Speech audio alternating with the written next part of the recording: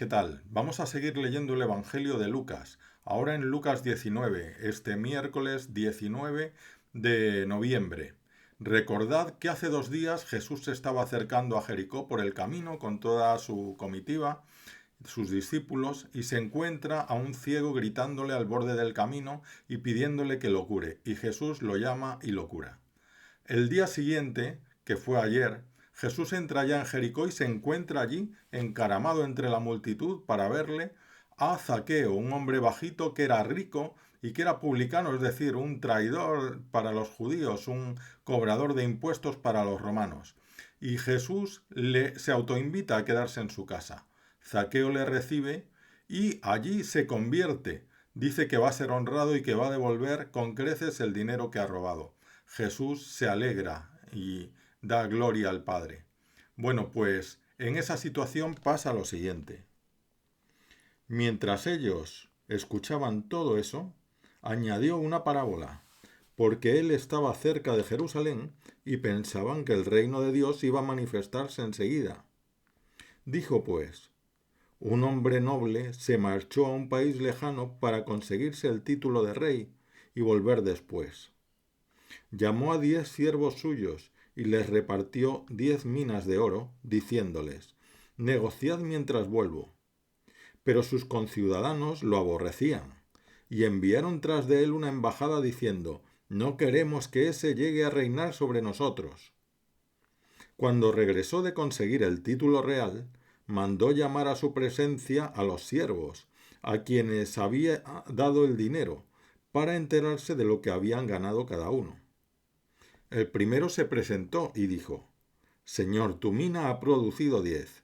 Él le dijo, muy bien, siervo bueno, ya que has sido fiel en lo pequeño, recibe el gobierno de 10 ciudades. El segundo llegó y dijo, tu mina, Señor, ha producido 5. Y ese le dijo también, pues toma tú el mando de 5 ciudades. El otro llegó y dijo, Señor, aquí está tu mina. La he tenido guardada en un pañuelo, porque tenía miedo, pues eres un hombre exigente, que retiras lo que no has depositado y siegas lo que no has sembrado. Él le dijo, por tu boca te juzgo, siervo malo, con que sabías que soy exigente, que retiro lo que no he depositado y siego lo que no he sembrado. Pues ¿por qué no pusiste tu dinero en el banco? Al volver yo lo habría cobrado con los intereses. Entonces dijo a los presentes, quitadle a ese la mina y dádsela al que tiene 10 minas. Y le dijeron, Señor, ya tiene 10 minas. Os digo que al que tiene se le dará, pero al que no tiene se le quitará hasta lo que tiene. Y en cuanto a esos enemigos míos, que no querían que llegase a reinar sobre ellos, traedlos aquí y degolladlos en mi presencia. Dicho esto, caminaba delante de ellos subiendo hacia Jerusalén. Y esa es la palabra del Señor para hoy. Una parábola curiosa, ¿no? Curiosa. Nos recuerda aquella otra de los talentos, donde da también talentos, solo que entonces las cantidades son diferentes. A unos les da más, a otro un poco menos y a otro menos, ¿no? En este caso les da igual a todos, una cantidad de oro, una mina de oro se dice, ¿no? ¿Y qué espera el Señor? Porque está claro que aquí el amo es el Señor. Va a recibir el título de rey. En realidad eso es lo que pasará tras su muerte y resurrección, que Jesús será constituido rey y señor. Jesús tendrá el dominio, vencerá al príncipe de este mundo, al diablo, con su muerte y con su resurrección, sometiéndose a la muerte y resucitando, porque no podía estar bajo el dominio de la muerte el que es la vida. Y con esa victoria, pues será él quien reine. Y en ese reino sobre el que va a reinar, hay quienes no quieren su victoria. Hay quienes no quieren que reine. Entonces son esos que mandan una embajada diciendo, no queremos que este reine, para que le quiten de en medio, ¿no? Y no consiguen quitarle de en medio, al revés. Él vuelve y, claro, castiga a los que no le quieren. Eso recuerda un poco al primer capítulo de Juan, que presentando a Jesús en su Evangelio, dice, la luz vino a este mundo, pero las tinieblas no la abrazaron, ¿no? las tinieblas no la abrazaron. Es decir, quien está en contra de Jesús, pues no le recibe, no quiere ni siquiera oír hablar de ese bien. Dice en otra parte de la Escritura, porque sus obras eran malas.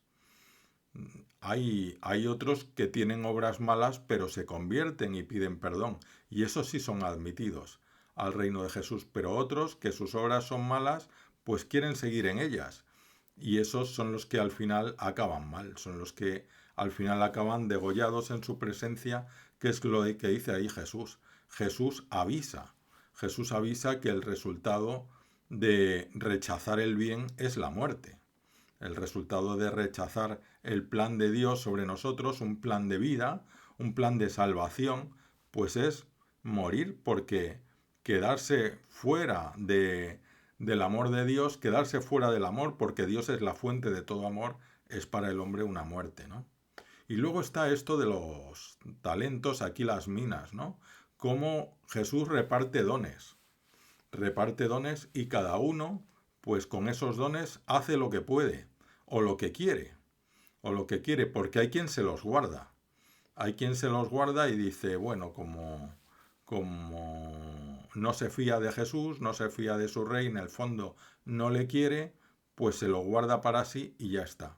Este guardarse los dones para sí, pues es un gran error. Un gran error, dice Jesús, por lo menos los podías haber puesto en el banco. Ya que no haces otra cosa, podrías por lo menos haberlos cuidado en lo mínimo, haberlos puesto en el banco para que ellos solo dieran su renta, ¿no?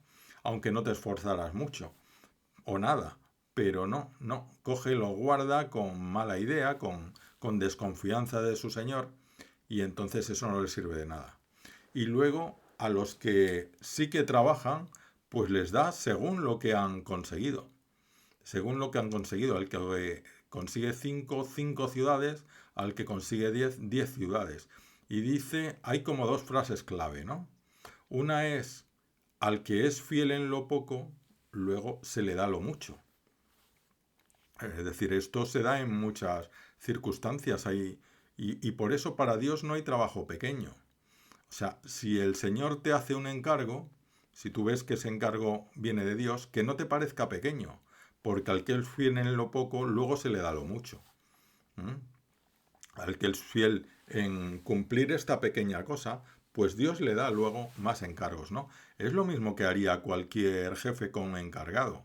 Si le encarga una cosa y ve que la hace bien, pues luego le va a encargar otra más importante. Y así sucesivamente, ¿no? Y luego hay otra cuestión, es eso que dice de que al que tiene se le dará y al que no tiene se le quitará hasta lo que cree tener.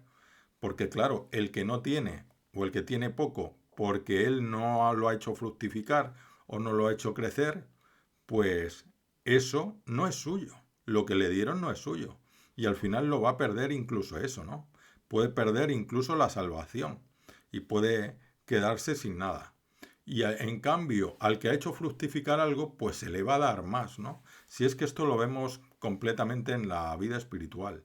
Al que realmente se esfuerza por hacer la voluntad de Dios con su gracia, pues el Señor le va dando más.